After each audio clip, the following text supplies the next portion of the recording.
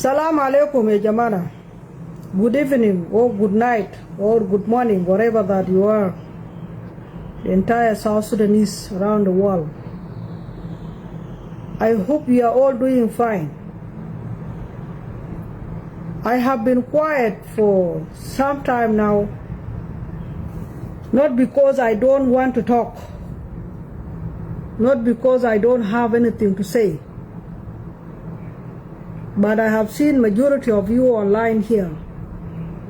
We lack sense. Majority lack sense. And those who lack sense are the ones who think they will liberate this nation through their nonsense online. They make all the reckless noises, stories that don't make any sense. They talk the way they want. Anything small, it will become a topic that they will be running left and right to talk about it. That is not the issue why I'm here. Because I know we are full of garbage online. Garbage are many online here.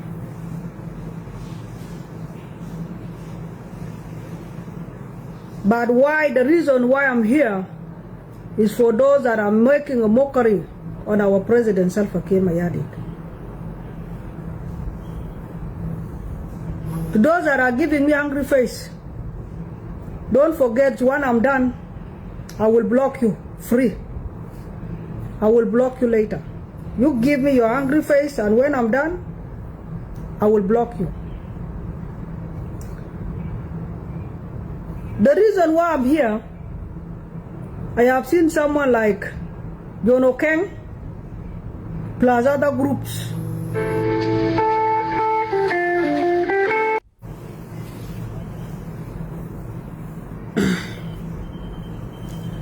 some of you are saying that what is the President Salva Kiir is still doing in power because he doesn't know how to work. That is a new noises you people are making. He can't even speak. He's too old.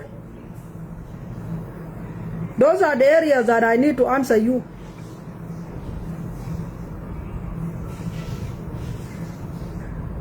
When you look at those people who are making mockery, some of them, they are having a rebel leader that is on the wheelchair.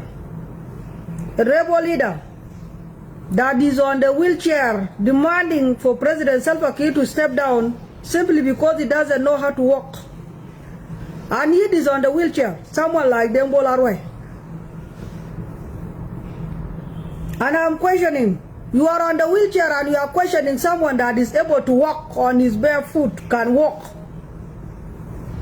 And you are there telling people that, what are you still doing? You resign from the position because you can no longer walk. And you are on the wheelchair. Why don't you question those opposition that are on wheelchair? What are you going to bring to the people of South Sudan when you are there on the wheelchair? President Salva Kiir liberated this country for 21 good years of his struggle. He gave a half of his life from his childhood up to the level that is in today. And he will continue to serve this country, regardless of all your nonsense that you people are making online. Because the capability of him being a leader of the nation does not come from his working alone. It comes from his intelligence for keeping you up, for being the ruthless people who like to fight, but he still call for peace. He still call for peace.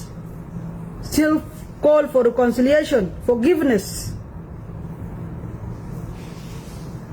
Something majority of you don't have. He chose peace because he knew all the 21 years of his struggle. He have seen it all, and that is why he always choose peace. But when you mock him simply because he has a problem of walking, and then you come out, you laugh at him. You laugh at him as if he's your age mate. You bully him.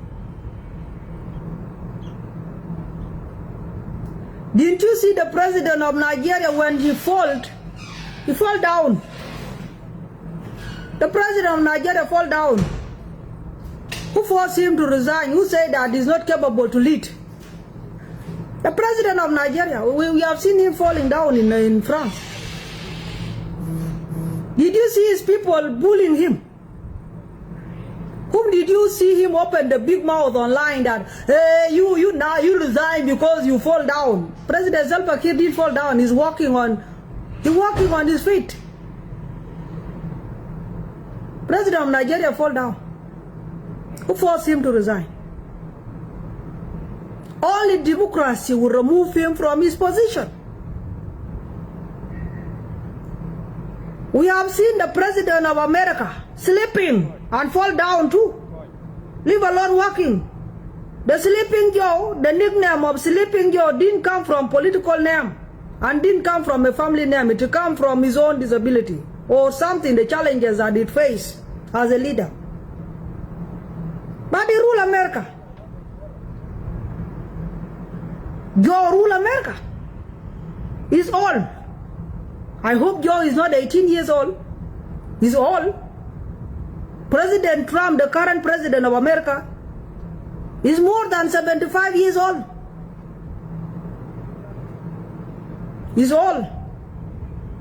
Leadership is not about age. Leadership is about determination. President Salva Kiir is determined to lead the people of South Sudan. That is why whenever African Union, IGAD, United Nations, and all the leaders around the world demanding for something, he implemented in the name of peace. He implemented in the name of peace. And some of you are here sitting here online thinking that you are already capable leaders to rule. You open your mouth left and right, talking that Kiir will step down. If you think that bullying is the only way that you will remove President Salva Kiir online, we are here. If it comes to bullying, we are number one bullies. Especially me, Akwanyul. I am number one bully. I can bully even the dead one. Almat zatu dulu dari namuruku bara menmaitin itu bakuran nufuskum. So don't show us your bullying online. If it is about platform, we have it all. Let us learn how to respect. When some of you are posting saying that African leaders, they lost trust on President Salva Kiir, those African leaders are not leading South Sudan. They are not the leaders of South Sudan. They are the leaders of their own countries. If they are disorganized, who will force them to sit down like it? Who will go and tell them to sit down? There should be a respect. That is why the leaders who went to represent us as South Sudan in our African summit, they were able to sit down and listen carefully. They didn't loiter around talking and looking left and right. Whom are we going to blame for their misbehavior?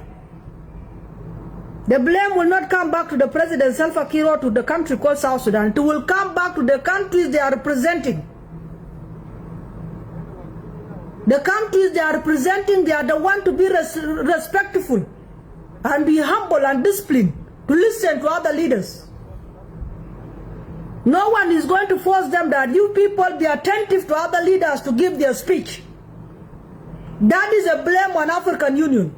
It is a blame on United Nations and the rest who are representing their countries. Because if you are representing your country, you must pay attention to other leaders. Now you put the blame on the president. Because of him, he doesn't speak well. That is why the people are so disorganized. Are you stupid? That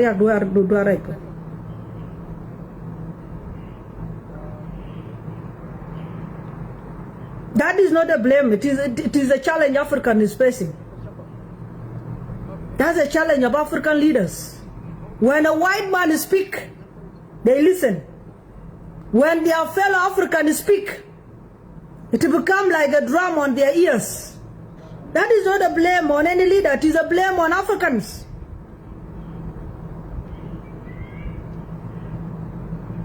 When you look at Africans going to America to present themselves They are so respectful.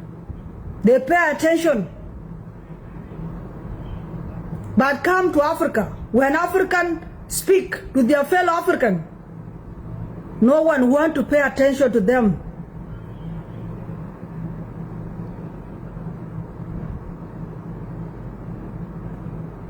No one wants to pay attention to them. They want to look at the grammatical errors.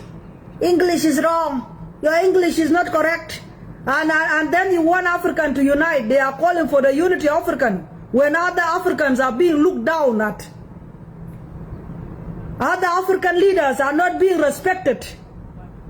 And then they call for the unity of Africa. Simply because there is one African leader that speaks a proper English. The one that knows the grammar. The one that dresses up like a white man stepping on the white land. Then you want us to say that yes, so and so a certain leader is a good leader because his English is correct. Let us pay attention to them.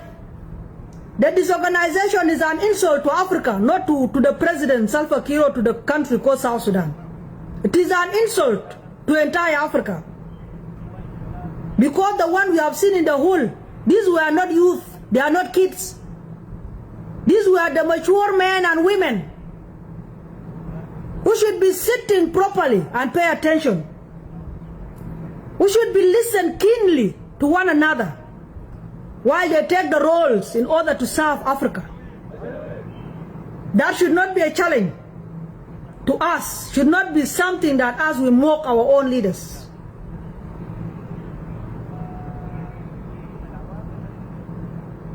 So please, if you are thinking that coming out here to laugh at the President Salva Kiir that, oh, when he was speaking, nobody want to listen to him. Okay, who is forcing who?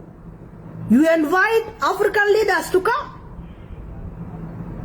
You didn't invite them to come simply because for you to come and loiter around or begging you that please, I want to speak, can you sit down? Sit down. We are not going to teach them. President Salva Kiir didn't go there to teach them how to sit down and listen to other leaders. And he can't go and beg them that Jama doesn't betai kada go to TED, I need to speak. That is why he continued to present himself as a leader of the country called South Sudan. They have been there on the cameras. They have been there talking. They have been there presenting themselves, speaking. But President Salva Kiir, the years of those leaders were exercising their speech. They are practicing their speech. Practicing their ways of talking. Practicing the way of leadership. He was busy fighting for your freedom. That is one thing you should remember.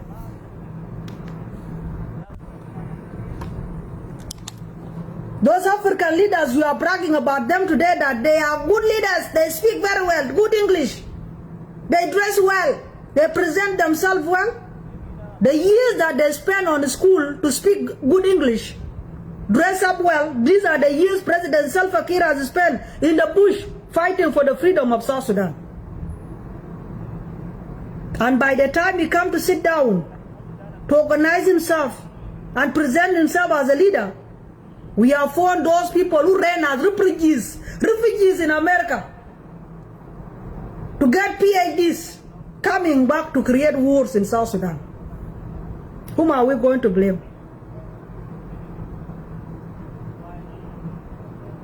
The years he spent on the wars, and the years spent on calling for peace, and the years some of the people went to America, to Canada, to Australia to study English, and get a quick PhD, to come and mobilize the people to fight one another in our own country. Instead of them coming back and bring what South Sudan need, we are busy turning you to fight one another while he's there calling for peace. And that is why we have five vice presidents suggested by Africans who call themselves the educated Africans, who call themselves the leaders in their own countries, while they are forcing us to have 5 vice presidents in South Sudan. And you think there is the union that will respect South Sudan? The union never respected South Sudan in the first place. If they respected South Sudan in the first place, then the democracy would have been exercised in the leadership in South Sudan. They wouldn't be supporting the ideas of 5 vice presidents in the country. They wouldn't be supporting something called a joint leadership in the country called South Sudan as the youngest nation. But the fear for them to face South Sudan and encourage South Sudan to do what is right is the reason today some of you are sitting down mocking him for what they should have done in the first place.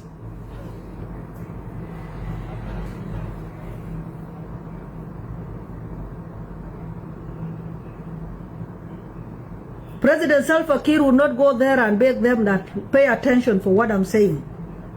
Whether his English is broken, or his English is what, or he can't even walk. We have seen the leaders in Africa here going on wheelchair while they are president for 95 years. And their people continue to respect them without wars. We have seen leaders in power for more than 70 years, while their people continue to respect them without wars. But our country, where there is wars and criticism online, the online wars, underground wars, and African criticisms on South Sudan, and the world sanction on South Sudan, all of these are the challenges that leader that you people are laughing at is facing day and night. Those are the things that are making him not to sleep, giving him restless night, thinking on how to solve our problem. For me, I call him as my hero. He's a hero for this nation. If you people think that you will mock him in order for him to step down and you bring someone up, we'll show you the mockery, how to look like. We'll give it free. Why are we here building these online things?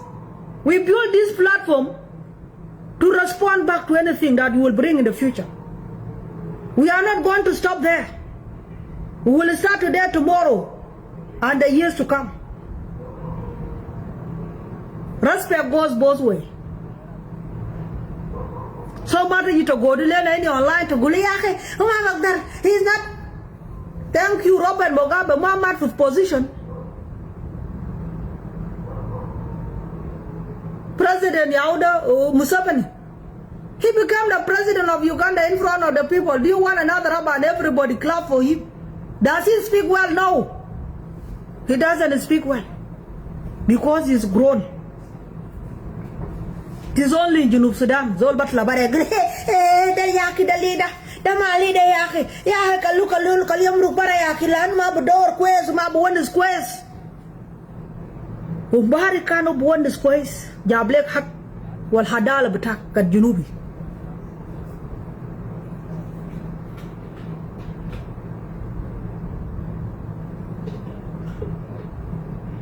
Alela Dadat Labara, you want to tell us that he's not a leader?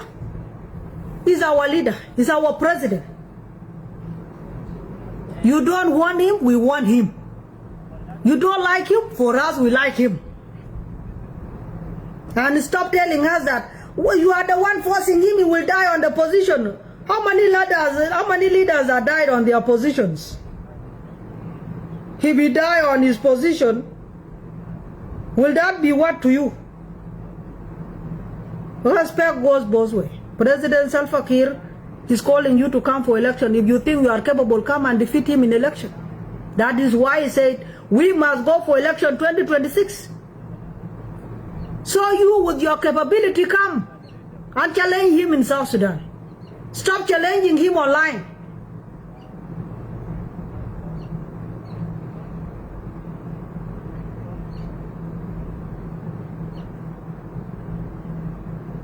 Corruption was practiced by your uncles, your fathers, your stepfathers, your brothers, yourself, and you are here pretending. Who came from the bush with money? None of the leaders that we have today came from the bush with the money. We all came broke.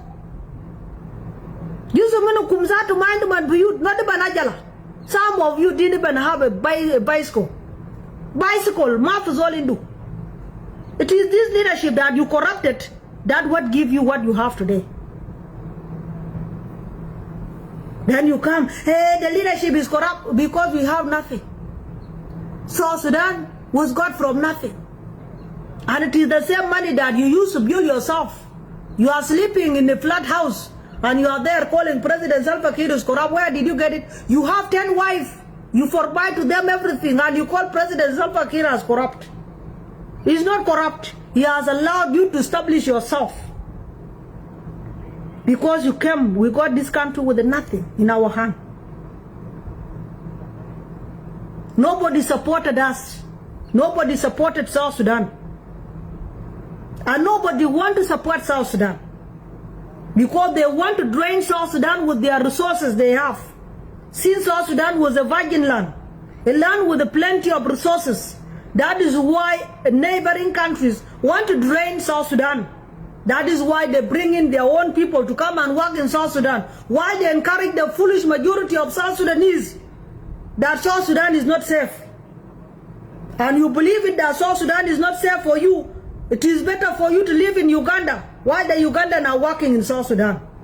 South Sudan is not safe for you as a South Sudanese while you live in Kenya while Kenyan are working in South Sudan. South Sudan is not safe for you as a South Sudanese. You live in Ethiopia while Ethiopians are working in South Sudan. South Sudan is not safe for you as a South Sudanese. You live in Egypt while South Egyptians are living in South Sudan. That is a safety they carry you. That's a safety they keep on telling you as a South Sudanese that South Sudan is not safe. There is insecurity in South Sudan for South Sudanese. But there is the security is there for non-South Sudanese living in South Sudan. And you are busy there sitting down thinking that you have a brain to think.